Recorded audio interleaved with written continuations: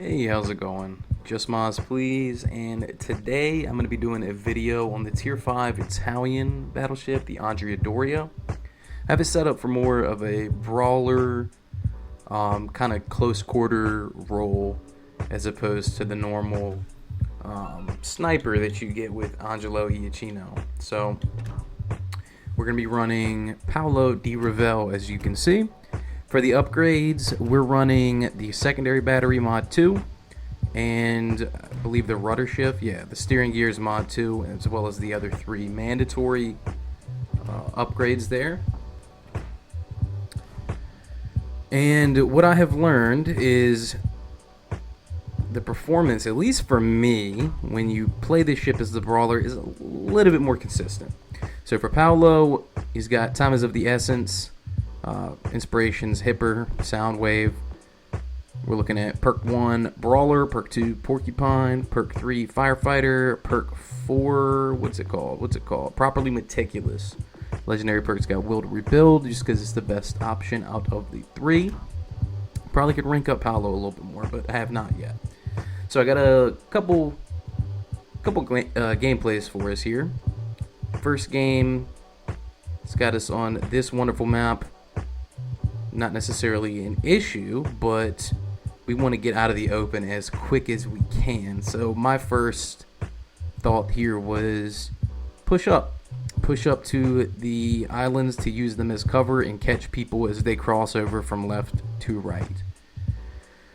So we are going to get punished a little bit here because again we are out in the open for just a couple seconds, but firing on the move at the New Mexico, someone citadel'd me there, but we're just going to heal all that off. And basically on this match, I wanted to get into a position to pretty much hold the center, and depending on whether or not left or right needed it more, be able to kind of reach out and touch whomever I needed to. Range is not fantastic on this setup, but then again, like I said, we're kind of running a Brawler. We're max range at 14 kilometers. This isn't terrible, but nothing that we can reliably do from long range. We do take a couple shots here at the Byron, but alas, nothing. Dispersion is not great at those ranges, but you can still, in some cases, get lucky and land a few salvos on people. So bulk of their team definitely heading right. We're already in a much better spot than we were a moment ago. We've got the islands as cover. We're still moving. We're not where we want to be just yet, but we're already making use of the position that we are putting ourselves in.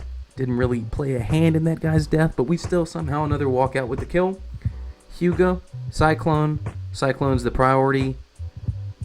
I have AP loaded. Reload's pretty quick, but since I already had AP loaded, I fired those as opposed to just swapping the whole shell. Do a decent bit of damage on him.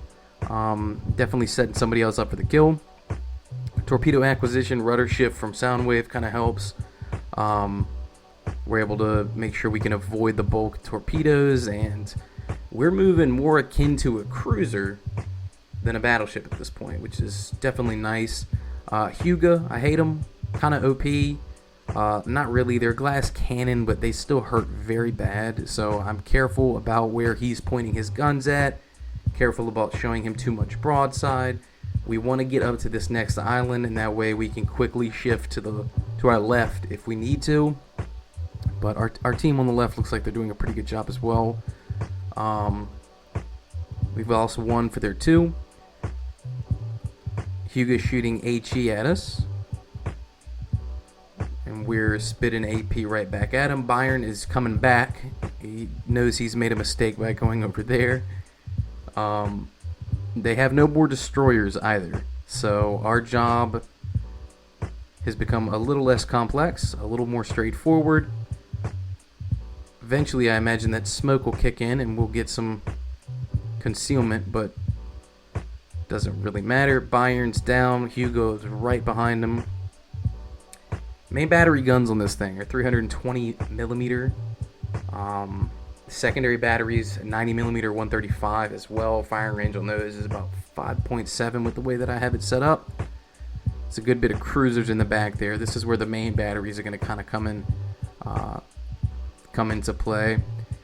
So Iachino is definitely the commander you want to get if you want to mop the floor with cruisers, but you can still do substantial damage to them if you're running Paolo. So Yahagi, not long for this world. Same thing with the Pensacola right here. Reload speed on this is fantastic. So I'm firing 2 at a time at this point just to kind of keep volleys going. Citadel again. We're up to 63,924 damage. We're sitting pretty good. Our team definitely mopped the floor with these guys this game, which is nice because as of lately I have been getting, that wonderful wargaming losing streak stuff going on. So there's another 2. Push on up. Kind of separating the salvos is pretty beneficial when fighting cruisers, just because they do that stupid little shimmy and can dodge a full salvo. So good practice to fire 1, move your cursor a little bit, fire another 2, just kind of out-predict their feints. I kind of do it here, although I'm not sure which salvo ends up killing him. There's 3, put the 4th shot in front of the Omaha, predicting that he moves, and I'm fairly certain that the first 3 did the job there. So, right side of the map completely annihilated. We're moving up. Pensacola is on the run at the border of the map. He's trying to hit us up with some HE. All good. Get an overpen, bad dispersion there, but we're basically just gonna corral the rest of these 3 into that corner of the map over there where the carrier is kind of already set up a nice little nest. So another Citadel, there's a Confederate, there's a high caliber. See if we can finish the job here. Badoomp. That's 3. And other Pensacola. So that's literally just the carrier. Gotta love it. Gotta love when the carriers do this mess. So we are heading out to Timbuktu to kill the Ranger. The only thing that's worse than this is when it's a destroyer and you have no destroyers on your team and the game's pretty much over and you just need to kill the destroyer just to end it and not have to wait like 4 minutes for the clock countdown, and they just beeline for a corner. You're not catching them. You're waiting 4 minutes. So fun. So fun. Pretty awful dispersion, but looks like 1's on the money, and there's the 4 kills. So, pretty good game. I'm fairly certain we were top tier. 2405 XP, 112,000 damage. Game number 2. I'm fairly certain this is another top tier. These games were back to back. By the way, I didn't separate this. These were back to back, which was frankly surprising because I had just made the switch to Paolo. I was running Iachino, and don't get me wrong, I do like him, but I feel like he's, if you set the Italian battleships up for like long range, they're good, but they're not as good as the good long range battleships. They're also, for secondaries, they're good. They're good brawlers. They're just not as good as, some of the actual brawlers, i.e. the German battleships. So it's a fine line. I feel like the Italian branch is a little bit in the middle. They require a little bit more thought than, say, the Japanese for like long range stuff, and a little bit more thought for the close range stuff. They're not quite as forgiving as the German battleships, but I do like them. I think that they're pretty balanced and pretty good. I enjoy them, and the models, I think that Wargaming did a really good job on the ships as far as aesthetics are concerned. So anyway, the next game, I prefer this map much better, just because you have this cluster of islands, and for like a closer range build, this is perfect. So instead of going left, we're going right. We're going right into the center of this, the sanctuary of all these islands and cover. Definitely narrow down some of that distance on these engagements. Mindful of the Mackinson, just because he's better at the close range. He's got torps, he's a better brawler. We do, I believe, beat him on armor, but nevertheless, just careful, cognizant of them. The German battle cruisers are ridiculous. So Texas out in the open, big dummy. That ship is a every time I see it, I just assume it's a noob because they have that like starter pack that you can get, and they usually do pretty questionable plays. Reload speed coming in handy here. Gonna have the full salvo by the time the Mackinson makes the appearance. We're helping Cap. I like this. I like the Brawler. I like being up close. I like having an impact. Now, granted, that was a disappointing salvo, but we're fine. We're good. Going for the win, if anything. We're gonna get the Cap. Control 2 Cap points longer than they do. We get back on the Texas. I should have stayed on the Mackinson. I really should have. I was greedy here. I wanted the Texas kill. We don't even get it. And by the time I went back to train my guns on the Mackinson, I ate a salvo from the right, hit the island, dead stop, and I'm going to eat a salvo from the Mackinson. Now, granted, we did a fair bit of damage there to him, disabled a turret, but that was a big misplay by me. I should not have done that. Tunnel vision, man. So back turret fires at us. He gets another great hit with that, to be honest with you. And he's already, in cover enough to where we can't respond to it. Trying to pay attention to where the carrier is taking those HE bombers. And I didn't check to see what carrier it was. Normally I make a note of like what carrier we're looking at on the team so I can kind of know if there's any variances in their planes. This is a Serob, so it's skip bombers. I'm trading with the Magazine. I'm not looking great on health. This looks pretty bad, to be honest with you, but we're hanging in there. Skip bombers. We're slow enough to where we dodge those. We're getting a few plane kills. There's the Magazine. Come here, buddy. Mine. Alright. So, this flank is pretty much clear. They have the carrier over here. I believe they have a destroyer that's kind of shadowing this spot. We can't see them yet. Bulk of their remaining ships are obviously over there between C and A. And so we need to make our way over there. Make use of these islands. Peter Veliky out in the open. Now, despite being a tier lower than me, I don't care what anyone says. The Peter Veliky is very good. I love it. I love that ship. I hate the Ishmael. I mean, I can't stand the Ishmael, but Peter Veliky, pretty gnarly. So I'm not subscribing to the whole like full send. I'm a tier higher than him. I have 13,000 health. He's got almost full. We get a good shot on him broadside. And we're going to turn to try to avoid the bulk of that, which we do. We're still just chopping planes up. Kamikaze disappears back over there.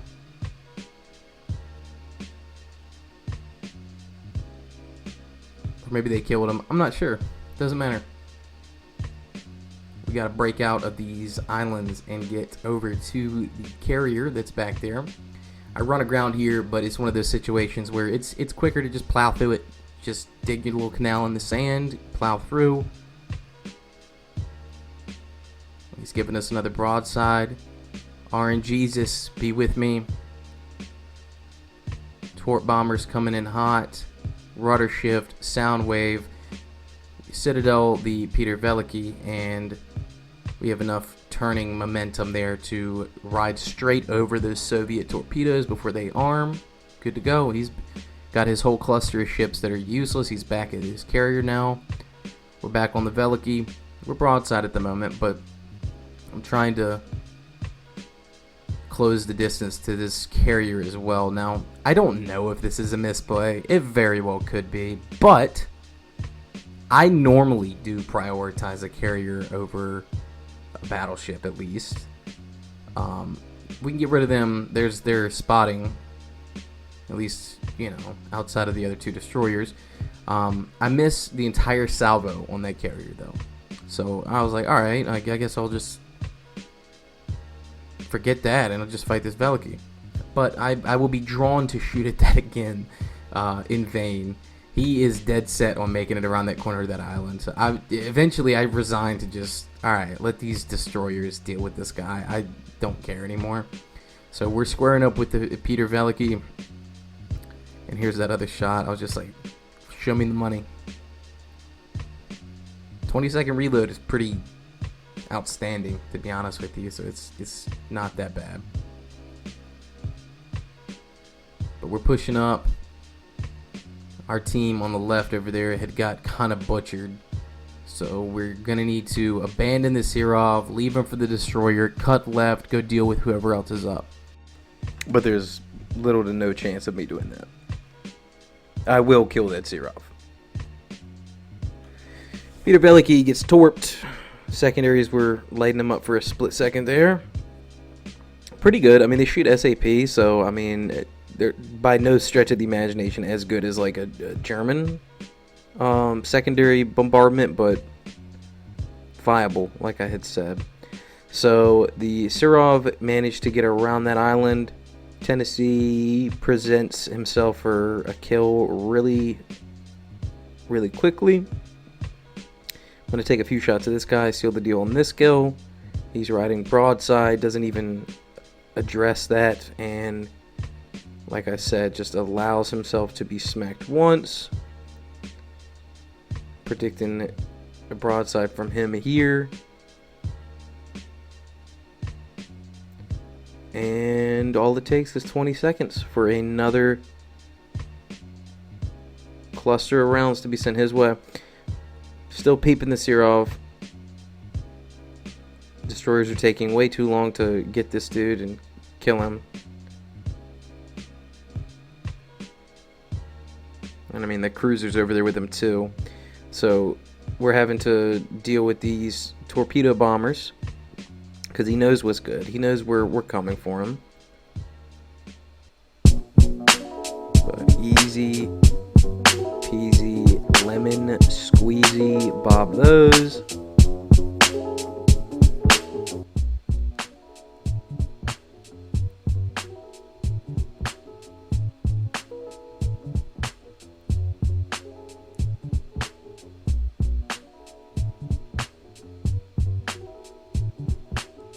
And the destroyer from the center is trying to pop us with some HE. We're already on fire. It doesn't matter.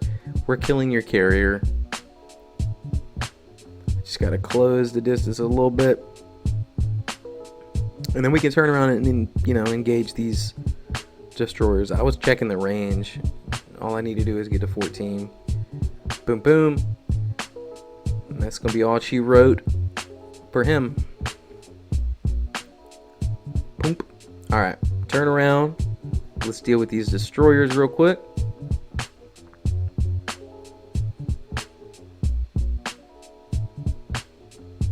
I am obviously charred very badly. Covered in soot and ash. But now instead of a 4v3 or 3v3, it's a 3v2. And I'm telling him I need some spotting. Maybe that destroyer wants to come help me find these other two destroyers. He doesn't. He wants to go cap. I'm still spotted. Obviously they're going to be coming out in the open. I make the switch to HE real quick. I do have the secondary battery consumable ready to go for when they do pop up.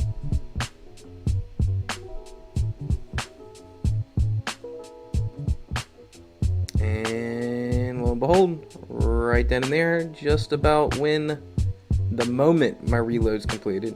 First little HE salvo right on him. Instead of giving him the broadside, I mean, obviously it's a Fubuki, so I'm Gonna really quickly try to broadside and then get back in position to deal with him. He does juke those shots. I'm pretty confident in Soundwave and being able to pick up the torpedoes and turn in time. And it seems like he was more focused on he was more focused on lighting me on fire than anything else, which led me to believe that his torps were down. The other destroyer tries to do a nice little pincer. We get the kill on the Fubuki. Second Fubuki. Dodged all 3 of that guy's torps. And our secondary is just railing him. So there we go. 5 kills. Kraken. Kind of out of nowhere. On the hotspot map. 2158 XP, 79,782 damage. Pretty good game if you ask me. And we at least, we got a secondary battery kill too, which is nice. Anyhow, that's all I got for you today. Definitely appreciate you checking out the video, checking out my channel. Please feel free to like, subscribe, comment, follow me on the socials, follow me on whatever you can possibly follow me on. Add me on console, all that good stuff. And in the meantime, I will see you in the next one. Later.